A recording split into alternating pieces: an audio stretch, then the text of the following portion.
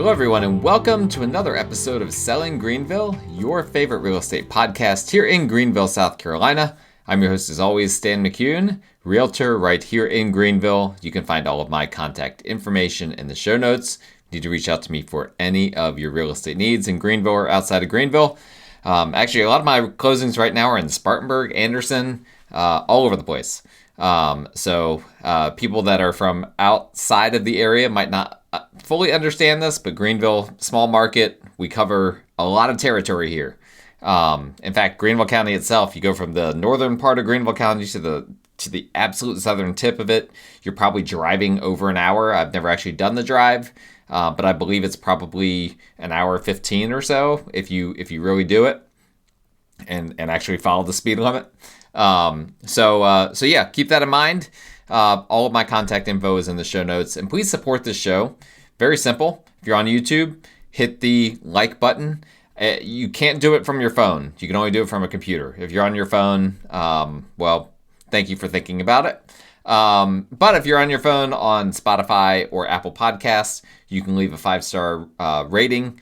And I believe on both platforms you can leave a review as well, and I'd really appreciate if you guys did that. We're going to be talking about the mistakes each generation of home buyers and sellers makes. This is going to be controversial because the last time I did something like this, I had a bunch of Gen X people that had not listened to the show, that only saw that the headline of my show, got really angry. And they got angry that they thought, based on the headline, based on the title of my show, that I was saying that they are basically a useless generation. And I wasn't at all saying that. What I was saying was that they got left behind, squeezed out by the other generations that bracket them, and that it wasn't their fault. And so I'm very well prepared to have some angry people from different generations responding to this. But you know what? Hey, when it comes to podcasts, if we've learned anything, content creation, all press is good press, right? So if you get angry, good. I'm happy. I'm willing to welcome that anger from whichever generation brings it. Some of these generations are going to be more prone for listening to podcasts than others. So there's that element. But I do recommend you listen to the whole thing before you get angry, unlike those angry Gen Xers last time. All right, but before we get into the controversy, I want to discuss real quick, for those that don't already know this, I'm a part of the Realtor Political Action Committee. That also might be triggering and controversial for some people. But I promise we do it. It's for a good cause. It's not, yes, we are a special interest group, but our special interests aren't just trying to pump up everything real estate related. In fact, we're fighting for housing affordability, which is something that is a big problem in the area. We're fighting for private property rights, which is something that a lot of the local counties and cities are, quite frankly, trying to take away from their constituents. And yes, we are fighting as well for realtors. For instance, there are lawsuits against the real estate industry that are baseless in a lot of ways, antitrust lawsuits, things of that nature. And so we do fight for those things as well. Although I'm on the Greenville committee, I'm on the South Carolina State Committee, and so it's not really that involved with that. We're focused on trying to actually make the real estate environment better for Greenville and for the state of South Carolina in a lot of different ways. And the things that we're pushing for, I don't think too many of my listeners would be opposed to it. Okay, so with all of that in mind, we had a meeting, my committee had a meeting with Congressman William Timmons. He's the congressman in Greenville and Spartanburg, and has been in office since 2019. Prior to that, he was a South Carolina state senator. He's currently a military vet. He's on several different committees and subcommittees.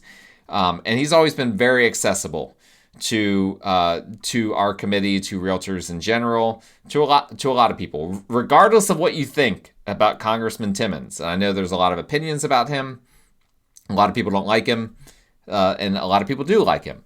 Whatever side of that you're on, just understand that from my perspective, if someone comes and he met with us for an hour, extremely generous with his time, and when someone does that, that even if I disagree with some of the things, and you guys know I've had politicians on the show that have very, very different viewpoints.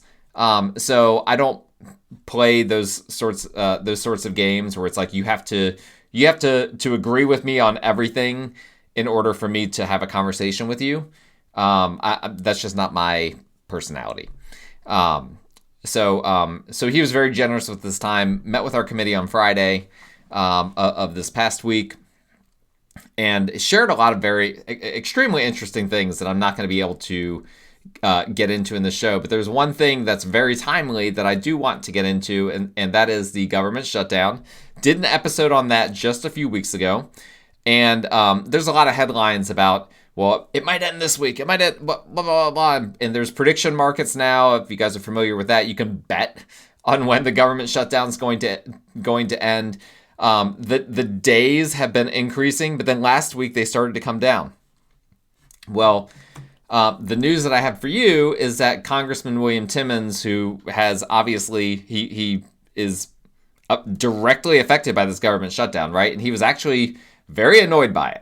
Or at least he put on an air of annoyance.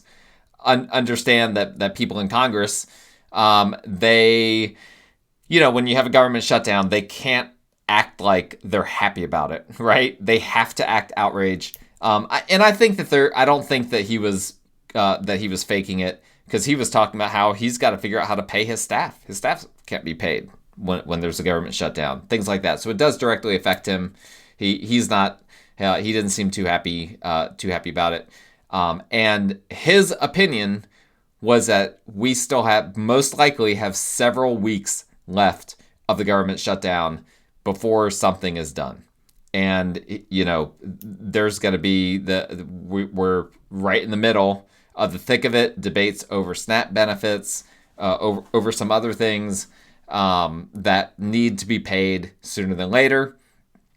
And he thinks that the president might do some kind of, you might say creative, so others might say illegal or shisty, but that the president might do some things to try to, and I just realized my phone is not muted. Let me mute that. The president may try to do some things, for instance, with tariff revenue to pay for some things during the government shutdown that are not normally supposed to be paid during a government shutdown, and basically put the Democrats in a weird place in terms of like opposing what he is doing, and then basically saying, well, they are, against SNAP benefits, for instance.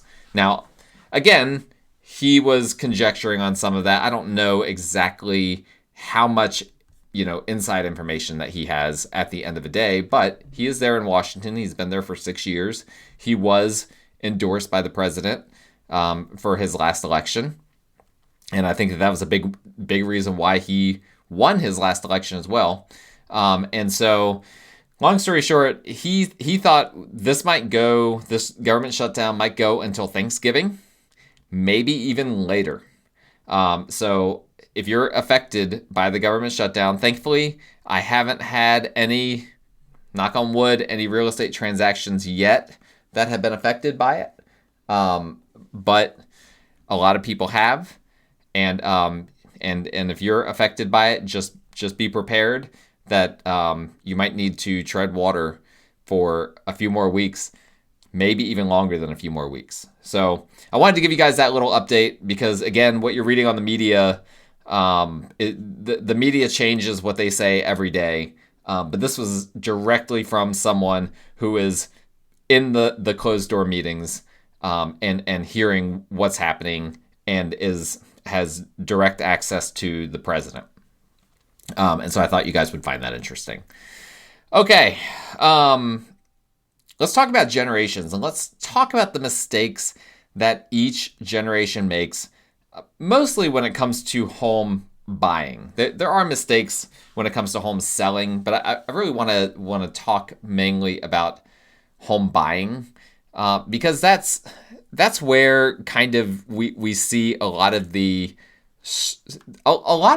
quirks that are generational, I feel like, come out. Some of these will apply to both buying and selling, but I'm going to start at the top with the silent generation. Okay, I have had clients that are of the silent generation, so I'm not just speaking theoretically here. Every one of these categories I have had clients from. I have not had any from the greatest generation, and so I'm not going to include them on here. That's the only reason I'm not including them on here. Of course, the greatest generation, a lot of them, there's not a ton from that generation that are still with us. Most of the ones that are not doing real estate transactions. That's also part of it. Same is true mostly for the silent generation, but there's still, I think, close to 2 million of them, and they still, a few of them still do real estate transactions. I had one earlier this year. And here's what I'd say about that generation. In general, the mistake that they make is that they believe that real estate transactions are too difficult. The way we made them, we've added all these layers. We made it too difficult.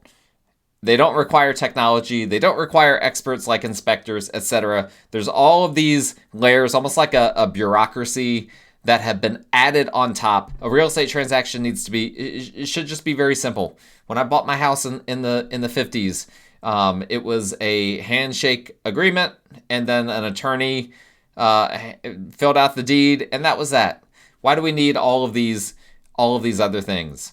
I had a silent generation client once that they had owned a home in another state for a very, very long time, and they were moving here to be closer to family, and they discovered that their home had tons of termite damage. They actually sold their home, not the one here, but the home that they were moving from.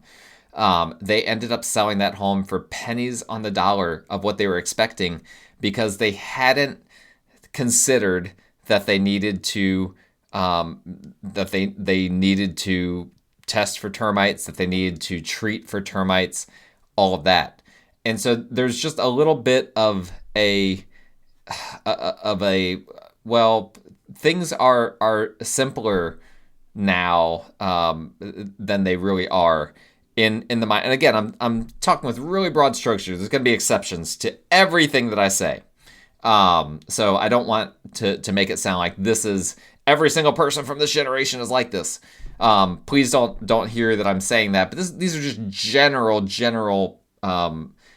mindsets that these generations have, and this is one of them that I need to, as a realtor, I need to help them to understand. Oftentimes, that hey, there's a lot that can go wrong in a real estate transaction. There's a lot that can be wrong with a house, like termites. There's a lot of things that, in general, that you need to consider. And this is one of the main values now that a realtor does bring to the table when you're doing a real estate transaction. It used to be that realtors were the gatekeepers of the entire market, right? We were the only ones that had access to the multiple listing service. We were the only ones that had access to, or before the multiple listing service, we were the only ones that had access to our brokerage's listings, et cetera, et cetera. Now you can just go on Zillow, you can go on Realtor.com, whatever. You can see everything that's out there. The value of a realtor generally isn't finding a home for buyer clients. And technically speaking, you can list a home on Zillow for sale by owner without a realtor as well, right? And so that a lot of people get confused and don't understand what exactly the value is. And a lot of the value is getting through the transaction, understanding all of the pitfalls of a transaction. I mean, I've got some clients right now that the amount of niche cases that we're dealing with easements and mobile home detitling and potentially having to split pieces of land up and weird financing conditions, all sorts of different things. And where else can you go to someone that's like a one-stop shop that understands all of those things and understands the pitfalls and here's some strategy and here's how we can account for this, et cetera, et cetera. Not just trying to pump up realtors, right? I am doing that, but that actually wasn't at all part of the plan. But the point is that there is complexity to all of this. A lot of it you can thank the government for, and it just is what it is. And so that's something I have to coach when I get clients from the silent generation. I have to coach them on that. I will say on the flip side, sometimes depending on where they're coming from, they actually they might have an idea that things are actually way more complex than they should be, right? I had one client right now, not right now, but in the past, I had a client that was from New York and had done some things in real estate in New York. And they had all these ideas for complex things from New York that just don't really apply here in Greenville. Run into that sometimes, but for the most part, it's the opposite. For the most part, it's the assumption, oh, things are simple. We don't need all these inspections. Come on, let's just get to the closing table. And it's like, no, you need to protect yourself. And there are a lot of things that need to happen in order to make sure that a real estate buyer is fully protected. Because once you close, again, it may have been in the old days that you closed on your house and you could still get in contact with the sellers. And if you found that there was something wrong, the sellers would come over and they'd fix it. Listen, once a seller sells their house, they're done. In 2025, they're not going back. And nor should they. Right? That's something that we had to clean up, because if you have this, this sort of handshake agreement that the seller is just going to continue to resolve things down the road for someone that's already purchased their house, that's a nightmare. Imagine being the seller of a home and having to still be resolving things months or years later. No, thank you. So, there's been progress with that, but with that progress has come some complexity to the real estate transaction, because there's no more handshake agreements on anything. Everything's got to be in writing. Everything's got to be done according to various timelines. And some people, if they've not had a real estate transaction in decades, might not fully appreciate that. All right, let's move on to baby boomers. The number one buyer and seller of real estate for the past couple of years. Here's what I run into a lot with the baby boomer generation. Again, I'll probably need to say this for everyone. This is not one size fits all. This is just what I've run into a lot, what I've heard other people run into. Oftentimes, what I'll hear from them is something to the effect of, we're looking at homes, and I love a lot of things about the home, but it just needs, I wish I had better trim, for instance. I wish I had more high-end trim. Or I wish, it had nicer doors. Or I wish the granite was the countertops were a nicer granite or quartz or something like that. Or I wish the doorways were larger, or whatever. There's all sorts of things that I've heard. And, every time it's like, I'll say, well, all of those things can be done. Okay, I have contractors that I work with. You might have contractors that Let's figure out, what would it actually cost to do this? How feasible is it? How hard is it to do these things? Because honestly, most of the time when I hear these sorts of concerns, especially from the baby boomer generation, I'm like, this is a piece of cake. Like, these are the sorts of things that people are doing to their homes all the time. And it's not that hard. And it's oftentimes not that expensive. But what I tend to hear in response is like, oh, no, that's just way too difficult. It's way too expensive. No, we can't deal with that. And then oftentimes what they end up doing is they end up buying a much more expensive home that has all of those things than if they had just bought the other home that I showed them that didn't have those things and then just added those things later.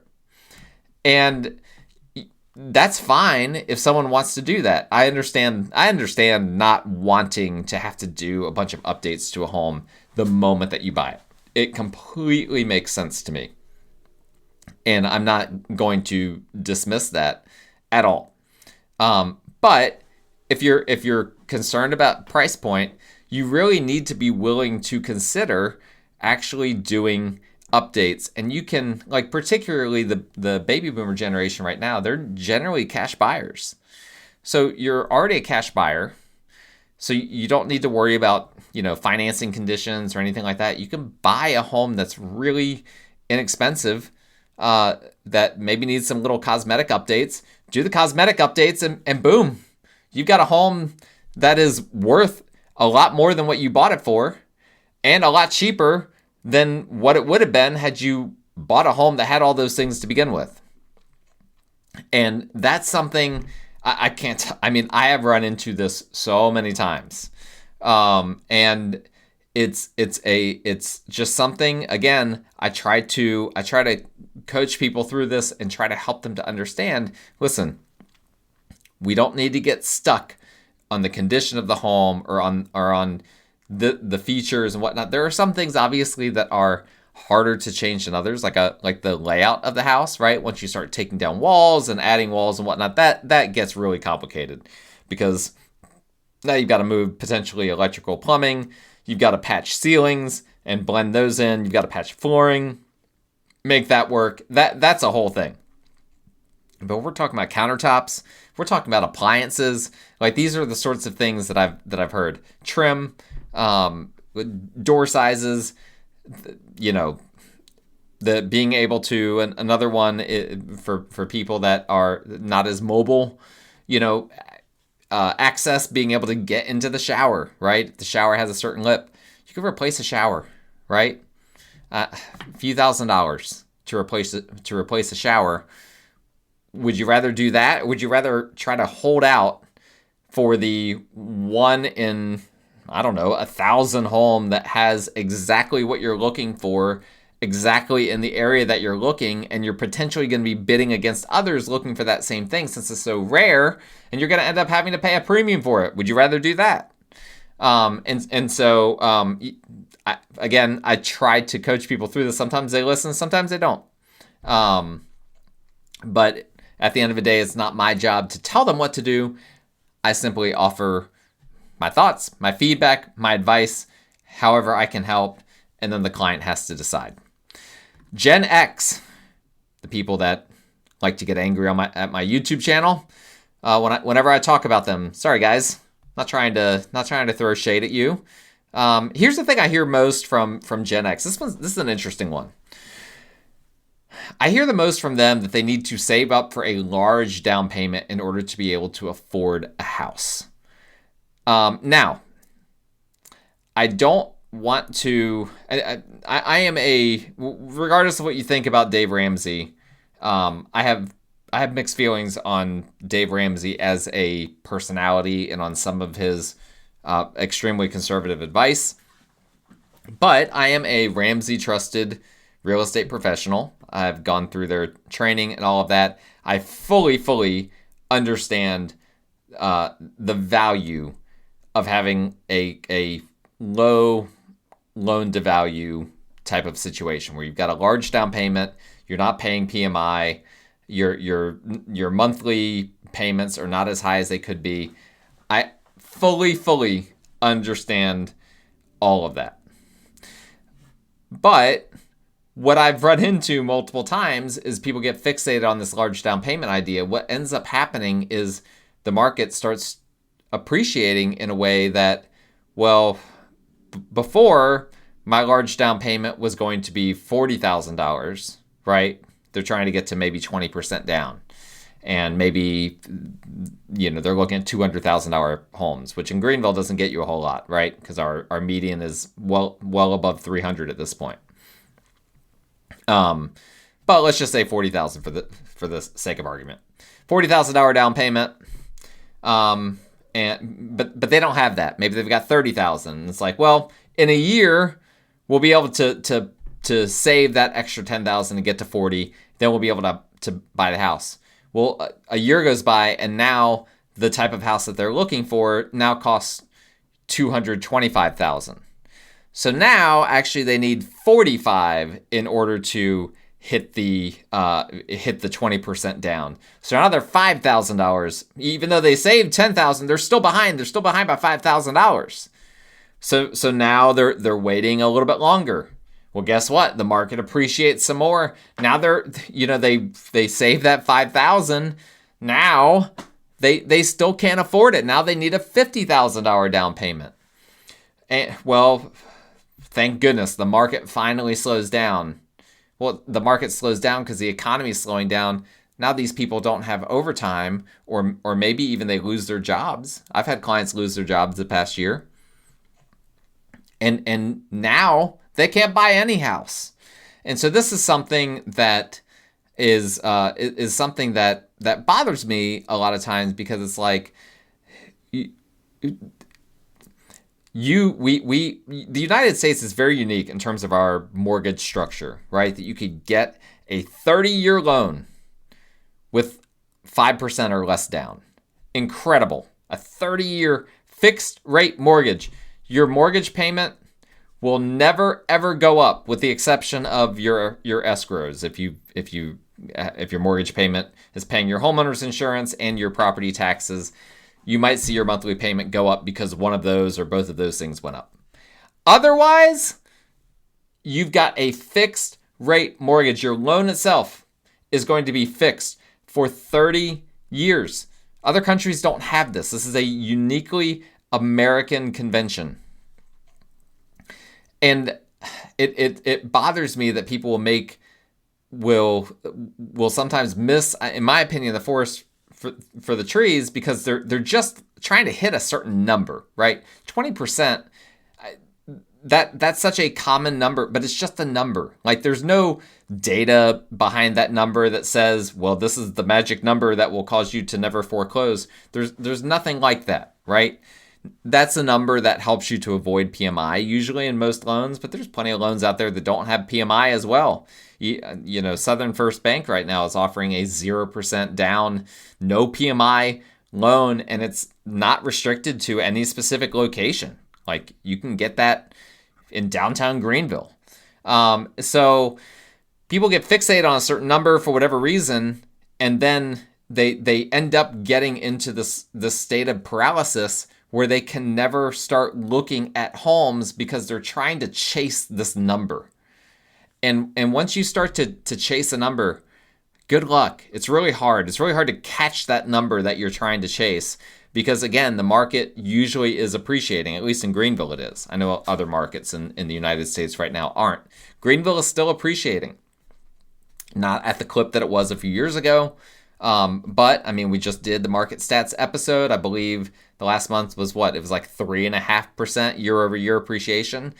That's a good bit of appreciation. I mean, that is conforming to a normal year for Greenville. And so if your income hasn't gone up by 3.5% the past year, you're already lagging behind because of that. So that's something that I hear, and again, I fully respect it. If I ever have a client, I never ever argue with my clients about down payments. Never. Because if they want to put down a larger down payment, I don't know their finances, right? That's beyond the scope of what me as a realtor can assist them with. I'm not a financial advisor. I could be sued for giving financial advice. I don't do it. And my brokerage tells all of our realtors, do not give financial advice. Okay? It's a bad idea. And so we don't do it. And so if I have a client that says we want to put 50% down, I'll try to understand why, But I'm not going to argue with them about it because it's your finances. You know what you're comfortable. Sometimes it's not logical to me as a realtor. Not fully logical, but it doesn't matter, right? Because some of this is just the way you feel. If you don't, I know some people that they don't sleep well at night if they have a certain amount of debt. Who am I to try to convince them to not sleep well at night, right? But that being said, I can still sit back and be like, well, this is causing you, and again, I don't say this, but in my head, I might be thinking this is causing you to have to chase homes, and you might not be able to buy a home for several years. And by the time you do, it's going to be a smaller home than what you can afford right now.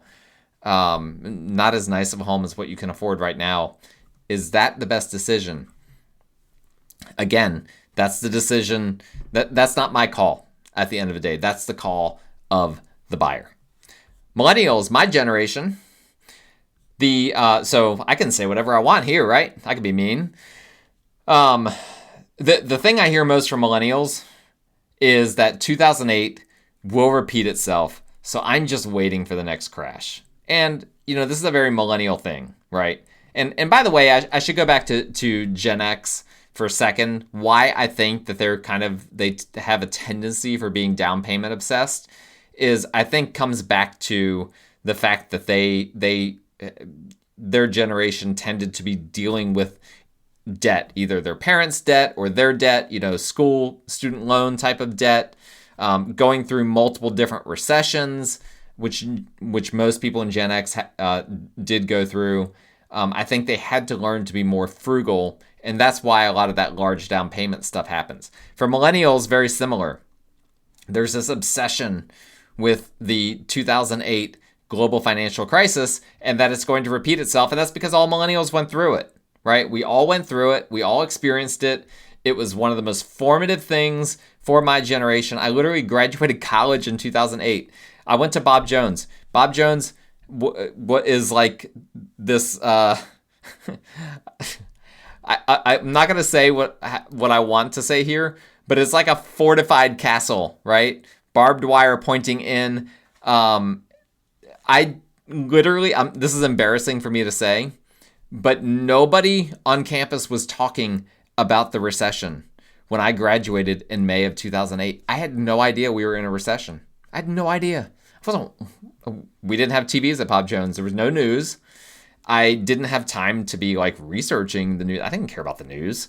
I'm a huge sports guy. I was barely able to even follow my sports teams while I was there. I was busy. I was studying. They had us, doing all sorts of stuff every single week in addition to our studies. And I was involved with sports. I was involved with all sorts of stuff. I was busy. I graduated into a recession that I didn't know existed. It turned out to be the worst recession of a generation. And so yeah, that was great. So I know my experience is unique in this from the standpoint that it like completely caught me off guard in that embarrassing way. But at the end of the day, that 2008 recession impacted all millennials in one way or another. And I cannot tell you how many, it's so aggravating, how many of these, I and others call them doomers, they are obsessed with this next big crash coming. And they're like, yeah, we're going to hold out. The next crash is coming. It's coming. And they always use these misleading charts to prove it. It's hilarious. There's one that went viral earlier this year, and it was a chart about multifamily housing, okay? And I'm not talking about like duplexes, triplexes, quadruplexes. I'm talking about large multifamily apartment complexes, things like that, and showing delinquency rates for apartment complexes. That is such a niche thing that has very little impact on the rest of the real estate market. Delinquency rates for apartment complexes, do you think that's going to affect what your neighbor's house sells for? Do you think that's going to affect what the real estate market on a macro level is going to do? No, that's not how this works. That's commercial real estate. That's not even deemed residential real estate. And so, and it's just unbelievable to me. There are accounts on X, formerly known as Twitter, in particular, that love to, and on TikTok as well, they love to put this data out there, this misinformation. And I mean, like I said, that chart went viral for showing that delinquencies are taking off in the large multifamily space. And it was just like, this is the most useless chart you could possibly come up with for assessing the state of the market. And millennials, so many of them just took the bait. They just fully took the bait. They're just like, oh no, it's finally happening. The crash is happening. Everyone's going to lose their home. Everyone's going to go into foreclosure. Yes, our generation will finally get cheap housing. And it's like, no, not because of that chart. That chart doesn't say that. And so, there's a guy I like to follow with a website and a media company called Housing Wire. Logan Motoshami, if you want to look him up, he's on Insta. He's on all the platforms. And Logan has like a running list of all of the different reasons people have given him for why the next crash is happening for like the past like 15 years. And it's really funny. And most of the people that are making the arguments that are on his list are millennials. Now, Logan himself is Gen X. Not afraid to call out Gen X either, by the way. And Logan's a little bit aggrandizing. I don't know what the proper... I don't think I pronounced that right. But anyway, his personality doesn't work for everyone. And he can get on my nerves a little bit too. But he has consistently slayed the next housing crash is coming tomorrow crowd for a long time. And I really enjoy watching him do that over and over and over again. All right, moving on from millennials. Gen Z, this will be the last one. Gen Z, the most common mistake I hear from them is that they can't afford a move-in ready home, but they can somehow figure out how to make a fixer-upper work. Okay? That is very, very rare. Okay? It's very, very rare that someone from the Gen Z crowd in 2025 is able to figure out how to make a fixer-upper work. And what inevitably happens is they're looking at a lot of these homes that have been built the past 10, 15 years that are more affordable. And we eventually look at a home that's like in a really established 30, 40-year-old neighborhood, but it's a fixer-upper. And they just fall in love with it, right? Fall in love with the character. Fall in love with the character of the neighborhood. Fall in love with the school district. All these different things. But the house, has all of these different issues. And they're just like, no, we can look past it. And it's like, well, you might be willing to look past it. Is the lender going to look past it? Is the appraiser going to look past it? What about when you get that inspection report that's 130 pages? Are you going to look past that? Are you going to waive those inspections? That's a bad idea.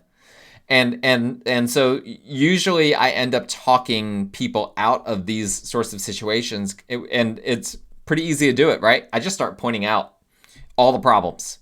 Ugh, this is bad.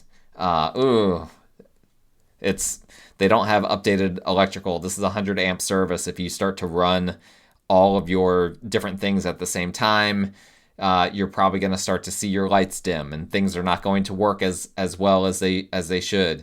I can see termite damage over here. And it's just usually once I start pointing out all of those things, usually they come around to their senses and are like, okay, yeah, we get it. We hear you, Stan. This is a little bit, we fell in love with all of these other things, but we understand that this is going to be a lot more difficult to make work. Now, if I have a client that's just like, no, we need to make this work. Well, guess what? I'm your guy. I will do whatever I can to make it work. And I've closed a bunch of loans that are renovation style loans. They have those for people buying owner occupied properties. You don't have to be an investor to qualify for a nice renovation loan. These loans, you can get them 30-year fixed rate mortgages.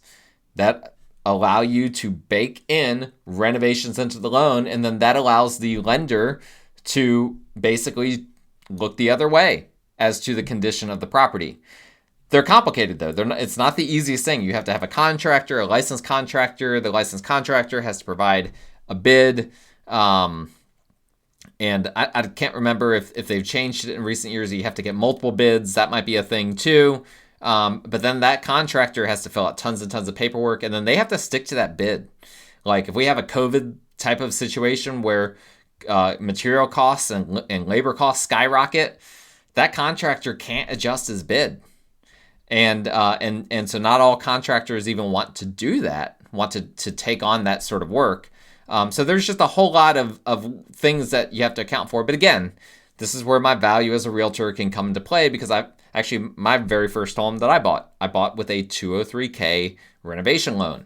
And I've helped many, many other clients over the years, not as much recently for whatever reason, but I've helped many, many clients over the years close those sorts of loans. It could be a great way to buy something like what I just described. Like I said, that was what I bought. My first home, it was in a great established neighborhood, but the home was awful. And so we had to buy it with a 203K loan. We got it up to the most minimal livable condition possible, and then did as much work as we could ourselves. And then saved up additional money to hire a contractor, a few years later to do a big renovation over there. So it's very possible, but a lot of the times when I'm working with a Gen Z client, they're pretty much always first-time home buyers. And it's more just a lack of understanding just how much work needs to be done, because they're just focused on just how much they love the home, but they don't have the eye for, well, what about this? What about this? What about this? What about this?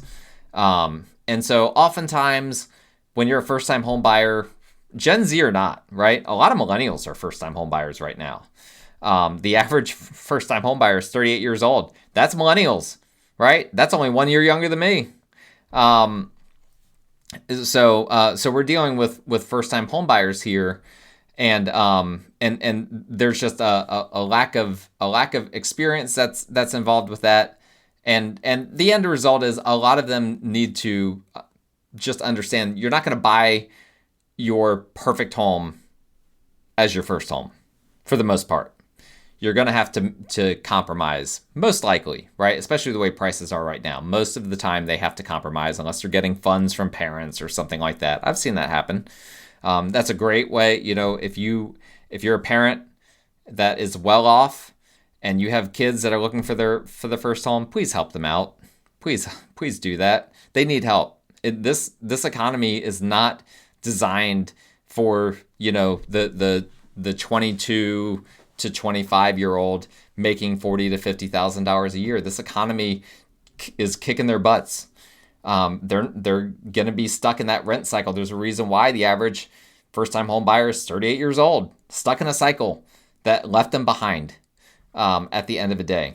And so that's a very practical way that you as a parent can help them. You're not going to help them by pretending to be a home inspector. Dad, I saw one of these things recently that was like, how on, you may or may not know this, but on ChatGPT, you can create images that look like figurines of different things. And I've seen one go around a few times that's like the dad home inspector figurine. And it's like, it's funny. It's like a notepad and a can of beer and a magnifying glass and a flashlight.